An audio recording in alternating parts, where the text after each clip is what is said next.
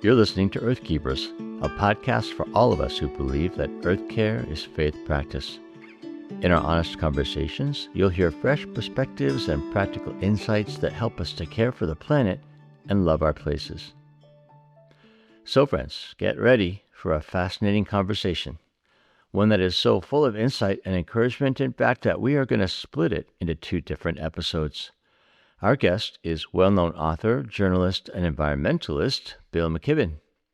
His writing has appeared in countless publications like The New Yorker and Rolling Stone, and he has written many books over the last few decades. Personally speaking, these books have had an enormous shaping influence on my life, and I have found ways to incorporate them into my graduate teaching whenever possible. As most of our listeners know, Circlewood works in loving collaborative partnership with A Rocha USA, an organization that, like Circlewood, is devoted to helping people to live into their shared calling to care for God's creation. Among other things, Circlewood and A Rocha are committed to co-creating a number of podcast episodes this year, and this episode is one of those collaborative endeavors. For that reason, the conversation with Bill McKibben will be co-hosted by my friend James Amadon, Executive Director of Circlewood, and by Deb Rienstra, a writer, speaker, and professor who serves on A Rocha USA's advisory board.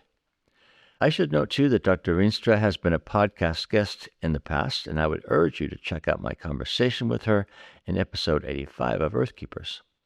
So, here we go with part 1 of our podcast conversation with Bill McKibben. In this episode, Bill challenges us and inspires us by his own experiences of the sort of truth-speaking and teaching that leads people into hands-on climate action.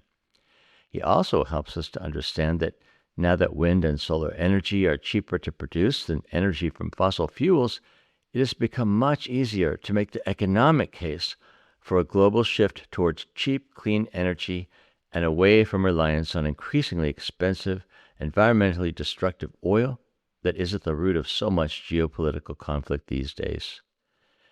Now, as we begin our conversation, I should give you a heads up. While Bill was participating in this conversation from his home in the Green Mountain National Forest in Vermont, a huge and beautiful thunderstorm rose up in the background and would not be ignored. Indeed, rather than edit that out in production, we chose to welcome the sounds of the storm as a sort of fourth voice in the conversation. So, welcome, friends, to the Earth Keepers podcast. Bill, it is so great to have you with us. James and I have been looking forward to this. Great to be here, old friend, and great to get to meet you, James. We wanted to start by thinking about place and by asking you about your relationship to place. So I know that you've lived in Southern California, you've lived in the Boston area for a while, and now you've been in Vermont for quite a while.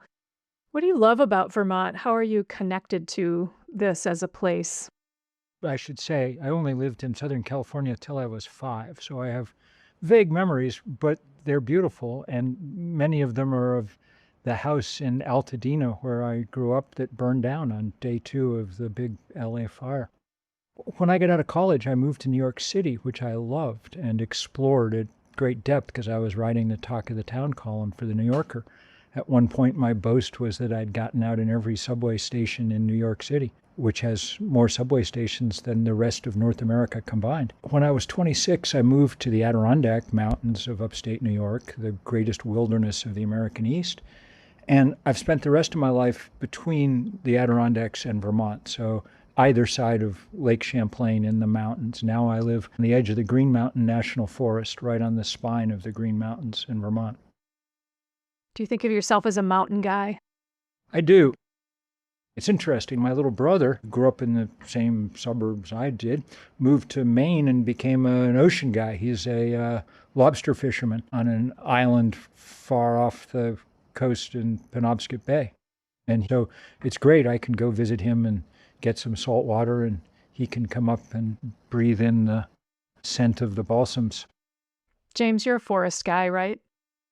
I am. I grew up not that far from Bill in the White Mountains of New Hampshire, and now find myself spending most of my time in a 40-acre forest here on Camano Island, just north of Seattle. So just feel very much at home and at peace when I'm in the woods. Your turn, Deb. Oh, I think I'm a dune girl. Freshwater lakes, can't beat it. I also like a good weedy field. I got to say, I remember once being up on those dunes sort of near Traverse City in your part of the world, where the dunes went straight into the forest. I really had never seen anything quite like it. You could stand in ankle-deep white sand in the woods and look out over this dune down to the lake. It was pretty spectacular. Yeah, you're experiencing forest succession. So there are certain plants that grow on dunes while they're still moving, and then there are certain plants that continue in the succession to stabilize the dunes. And Sleeping Bear, which is probably where you were, Sleeping Bear Dunes National Lakeshore, you can see all those stages of succession. It's beautiful. Well, it's really a privilege to meet you and through this medium, Bill. And I've been an admirer of yours for a long time and feel a kinship with you around that shared love for New England. Also, I have benefited so much from your work. Your books have helped me. I have Here Comes the Sun right next to me, which I know we're going to get to talk about in just a little bit. I just find your Substack work through the crucial years absolutely vital to my work, and I am sharing it all the time.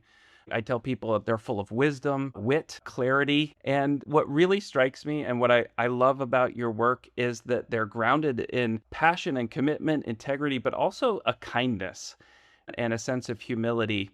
And I admire that a lot because you've been at it for so long. You've spent a long time as an organizer, an activist for the environment, for related issues of environmental and social justice.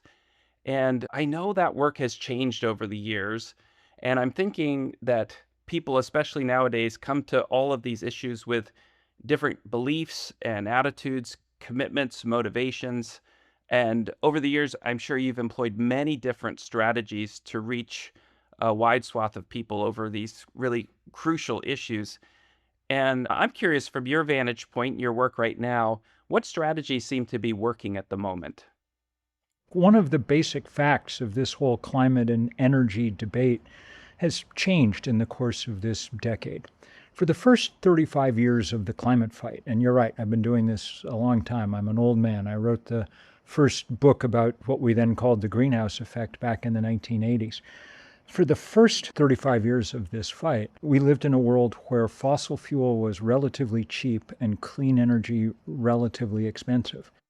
And that dictated the ways that we could battle, A lot of work was done on things like carbon taxes to try and make fossil fuel more expensive.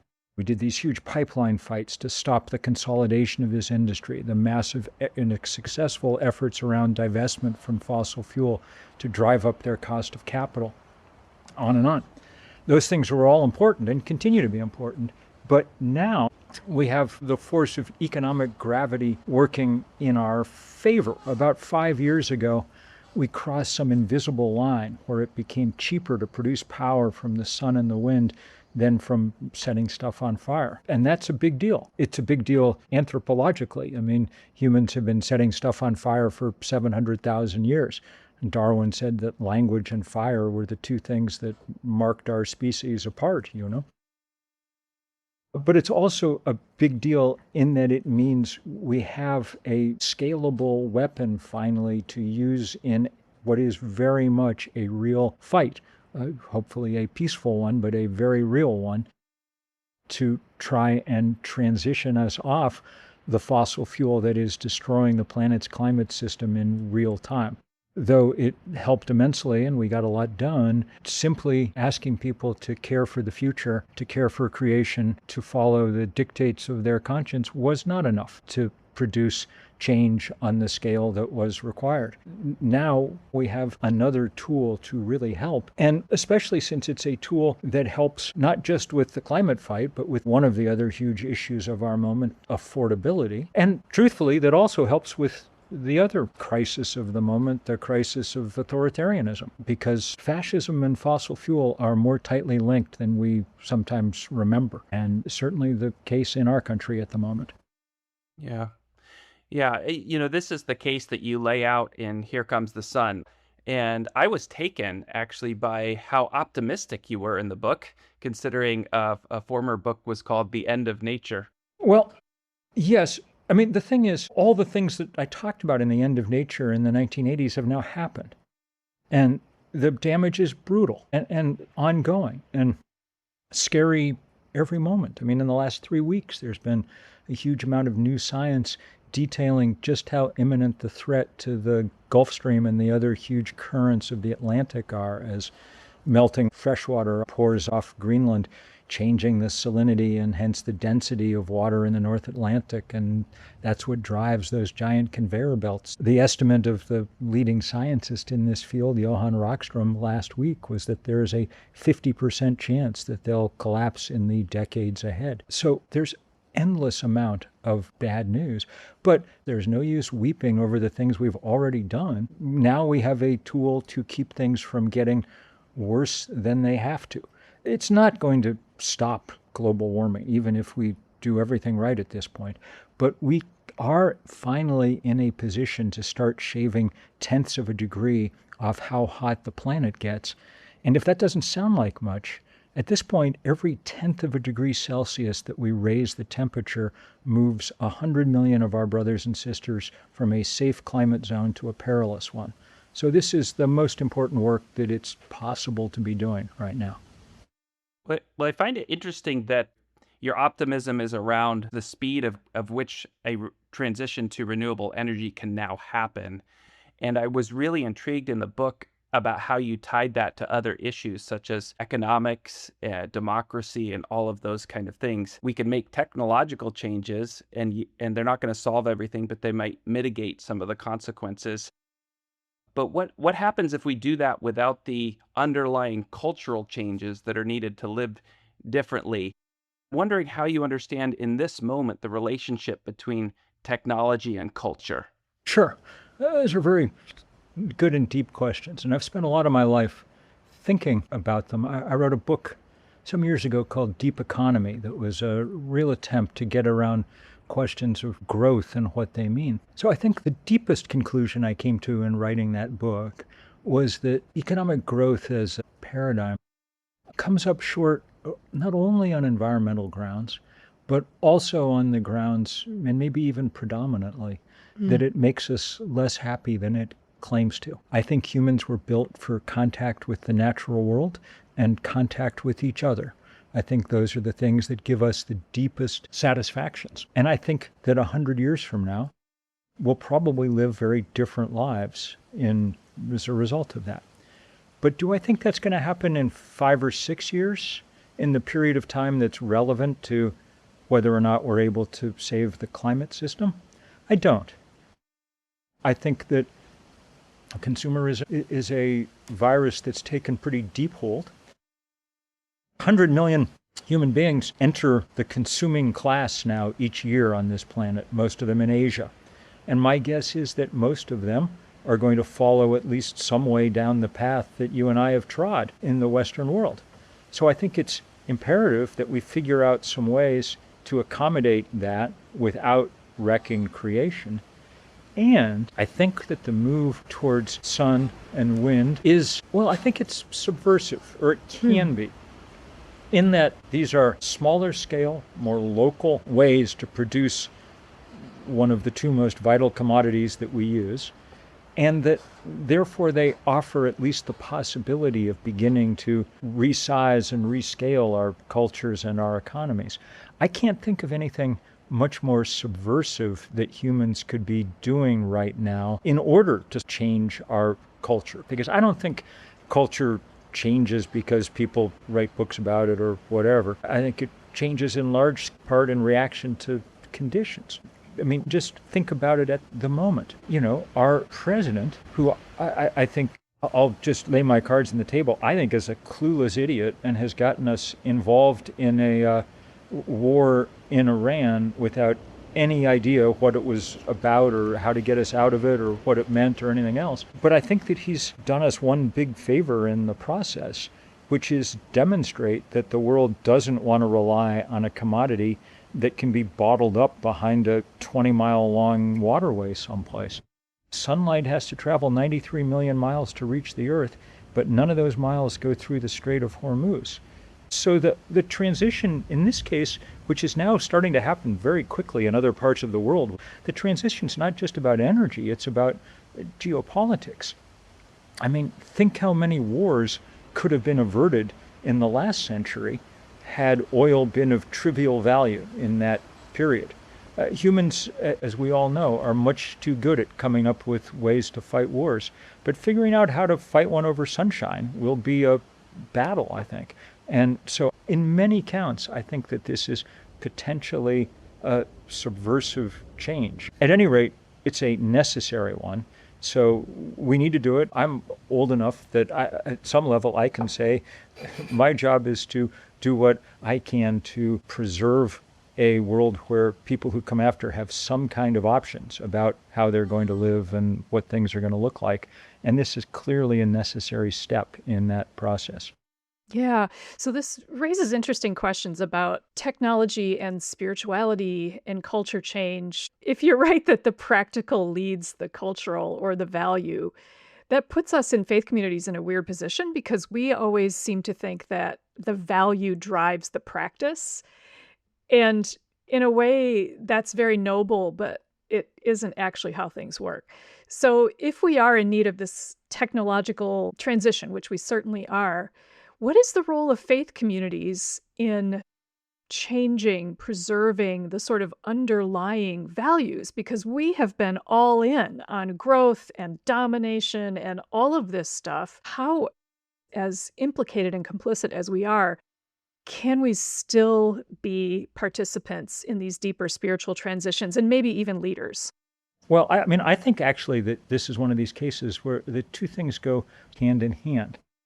Figuring out how to lead and help on technological change and on values change. So I was in Rome in September. The new Pope had summoned a bunch of us over. I'm not a Roman Catholic, I'm a Methodist, but he'd summoned a bunch of people over for a conference to mark the 10th anniversary of Pope Francis's encyclical on climate change, Laudato Si, which is a document about values, and it's probably the most important document so far this millennium. A thoroughgoing critique of modernity delivered in very powerful prose. In the process, the Pope started a huge dialogue within his church.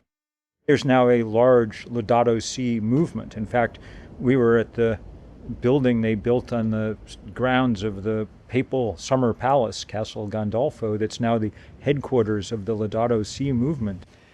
While we were there, the Pope gave his talk, and by the way, he's a bizarrely normal, older, Midwestern American guy, you know? Like if he showed up at your Thanksgiving table, you would just think your bachelor uncle had wandered in from somewhere. He's completely normal, which was quite bizarre for an American, you know, but very nice. I really liked him. He said, we're going to follow all Francis' teachings on climate change and keep hard at work on this. And then he said, and sometime in 2026, we're flipping the switch on this big solar farm that we've built outside Rome, at which point the Vatican will become the first fully solar-powered nation on planet Earth, which is very cool. And so when it was my turn to talk, I said, you know, thank you, Your Holiness, this is excellent news. And it suggests what our mantra for fighting this political battle going forward should be, you know, energy from heaven, not from hell. And so I don't know how you unlink questions around practical change and values change. It's possible that the Catholic Church has been better than the rest of Christendom at kind of integrating practical and values questions in a lot of ways. You know, when we started Third Act to organize old people like me, one of the groups we have is called Third Act Faith, and it's mostly retired clergy of all faiths and denominations. And they're working hard on these solar bills that we have in 28 state legislatures this spring. And they're doing it from a values perspective, but it's entirely practical. We're trying to get permitting reform to make it cheaper to put solar panels on the roof. We're trying to get states to legalize this so-called plug-in solar or balcony solar that has spread so quickly across Western Europe in the last 3 years, but remains, well, until a few weeks ago, illegal in the U.S. Now it's legal not only in Utah, but I think we'll have 10 states by the end of the spring. So this is all work that we need to do. I don't know how you draw the line between secular and sacred work in this, because it all at some level seems to be about creation and about love of one's neighbor. Yeah. Yeah, I think it's a matter of communication. It's a matter of persuasion. So being a part of some of these groups, including A Rocha and the Rocha cohort program, and I'm actually part of Third Act Faith on the coordinating committee, and also have relationships with a lot of these other groups that are trying to work with churches to do the practical stuff. But do you begin with, it'll save you money? Do you begin with, no, this is our calling?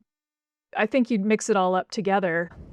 I think you do. And I think the other place we can also begin is just how beautiful the prospect is, I mean, look, at the moment, our energy system is the farthest thing from beautiful. 9 million people a year die on this planet from breathing the combustion byproducts of fossil fuel.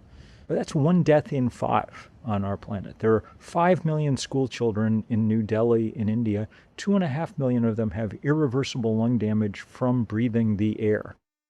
That's, at this point, a choice. Do we want to have that kind of system, or do we want to have the kind that takes the gift that God gives us every single day, the sun that shines down, the breeze that washes across the planet? Do we want to take those and make full use of them? So the simple fact that it's beautiful and human, I think, is important. We don't know how prehistoric humans thought about things. They, being prehistoric, failed to write it down. But every time they built something out of rock like Stonehenge, it pointed to the solstice or the equinox. The minute that we started making myths, the first thing that people had to explain was, how does this thing rise over here in the morning, set over here in the afternoon, and get back over here the next morning? I'm not suggesting that we engage in sun worship. I mean, I'm, more of the kind of SON worship type. But I have extraordinary affection for the sun. It's the most charismatic object in our corner of the universe. It already gives us light and warmth, and via photosynthesis our supper. Now it's willing to provide us with all the power we could ever need.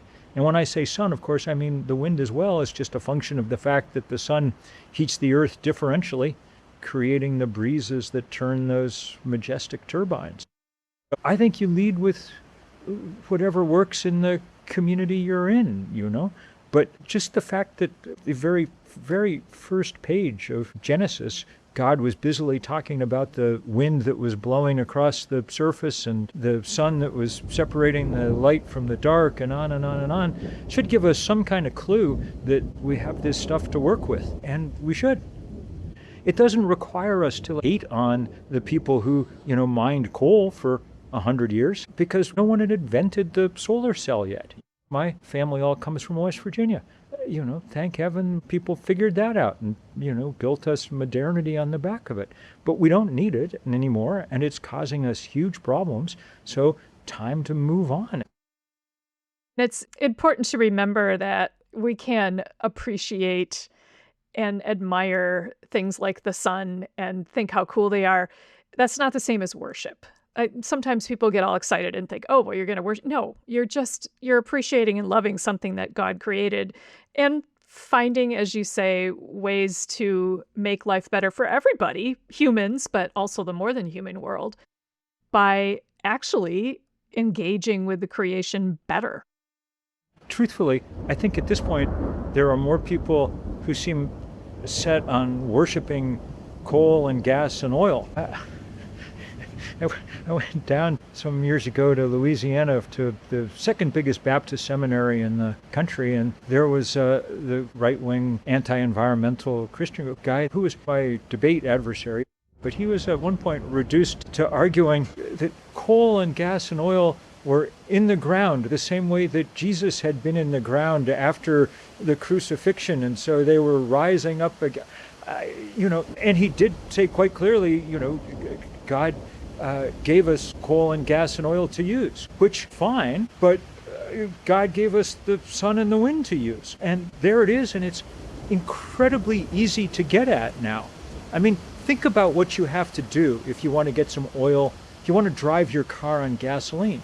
You have to be able to drill for oil a mile beneath the ocean and bring it up and refine it, get it to a gas station and put it in the engine of your car where thousands of moving parts coordinate the explosion of the pistons in the cylinders every second. And, only about 30% of the energy even gets used to move the car down the road. Most is just wasted as heat.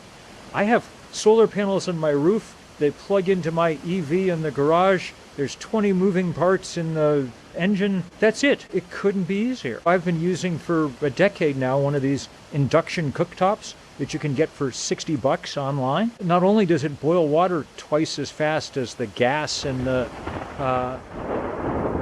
we've got a good thunderstorm kicking off here in the Are mountains. you okay?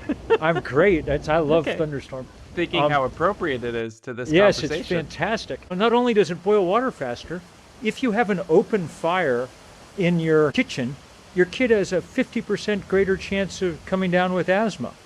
These are very, very easy switches that we're being called on to make.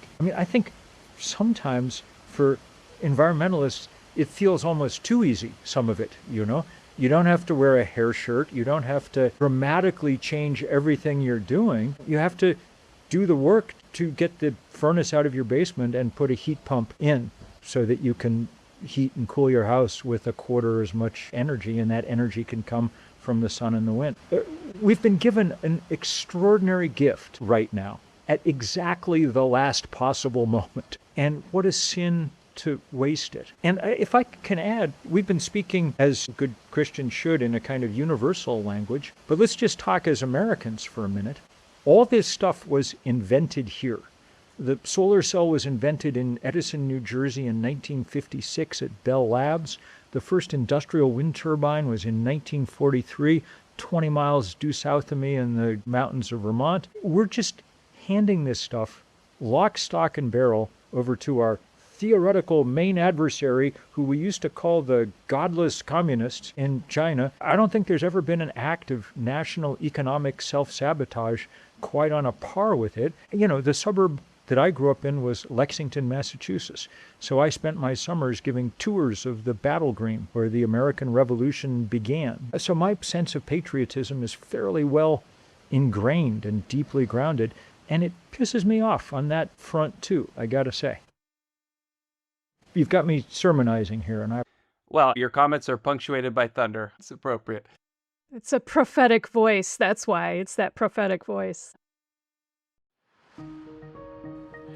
So, friends, that was the first part of our conversation with author Bill McKibben. Check out the show notes for this episode if you want to know more about him and what he's up to these days. Now, for me, the most provocative thing Bill said in this conversation was this: the most important work that we can be doing is the subversive work of moving ourselves and our communities away from dependence on fossil fuels and toward reliance on sun and wind energy. Bill makes the case that any and all of us can take part in this work by aggressively shifting our own energy use and embracing new clean energy technologies in our personal lives. Importantly, he claims that we needn't and shouldn't do this work entirely on our own, but instead seek ways to join with others in coordinated efforts to change the communities where we live. If you were as inspired by Bill's challenges as I was, a great place to start exploring practical responses is to check out a couple of organizations that Bill is involved in. Most recently, he founded Third Act, which organizes and mobilizes people over the age of 60 for action on climate justice. He also helped found 350.org, the first global grassroots climate campaign, which has organized protests to promote climate action on every continent, including Antarctica. You might also want to check out opportunities with our partner organization, A Rocha USA, represented in this conversation by Deb Rienstra, who is on their advisory board. Check out our show notes for other resources that we recommend when it comes to collective action and community organization for the good of the planet. The point of all this, of course, is to simply take hold of the truth that you and every one of us in the Earthkeepers community have the capacity to get involved and work for change now. As Bill put it, shifting our lives toward reliance on sun and wind power makes environmental, economic, and moral sense in ways that can no longer be denied. And because clean energy has become so cheap and accessible, there's never been a time of such opportunity as the one we're living in now. So, how can we not take action at such a time as this?